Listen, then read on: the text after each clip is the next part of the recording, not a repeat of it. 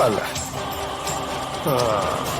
ஒரு பக்கம் பிசினஸ்ல நம்பர் 1, இன்னொரு பக்கம் ஃபேமிலி, புள்ள, மருமகன், பேரன், பேத்தி, பேரனோட பொண்டாட்டி. ஒரு நல்ல குடும்பமா நிறைவான வாழ்க்கை வாழ்றீங்களா? ஆனா நான் அப்படி இல்லை. சின்ன வயசுல இருந்தே அவமானம், அசிங்கம், தோத்து போனவரோட புள்ளன்னு எங்க போனாலும் தள்ள குனிஞ்சுதான் வந்திருக்கேன்.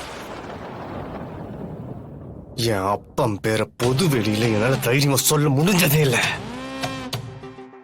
ஏன்னா என் அப்பனுக்கு நீங்க உருவாக்கின பிராண்ட் ஃபெயிலியர் குறிஞ்சிநாதன். பிசினஸ்ல தோத்தாலும் அவரும் பணம், சொத்து, ஆஸ்தின்னு எல்லாமே வச்சிருந்தாரு. ஆனா எதுக்குமே மரியாதை இல்ல. எல்லாம் ஜனகாம்பாள்ன்ற அந்த பிராண்டுக்கு தான் மரியாதை.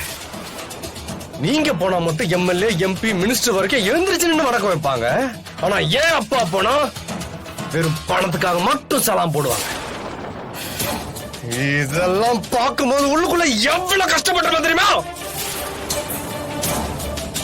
எத்தனை நாள் ஏன் அப்பா பட்ட அவமானத்துக்காக நான் கதவை சாத்திட்டு தனியா எழுதிருக்க தெரியுமா? உள்ளுக்குள்ள அவ்வளவு ரணம் இருக்கு ஜனகாம்பாள்.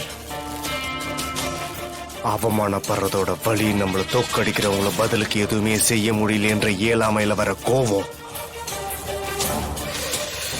இதெல்லாம் எனக்குள்ள ஊறி ஊறி ஊறி ஜனகாம்பலை எப்படியாவது ஒரு நாள் அழிக்கணும்.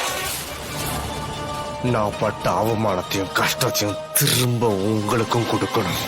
அணு அணுவா உங்களை வேதனைப்படுத்தணும்னு உள்ளுக்குள்ளே நினைச்சிட்டு இருந்தேன்.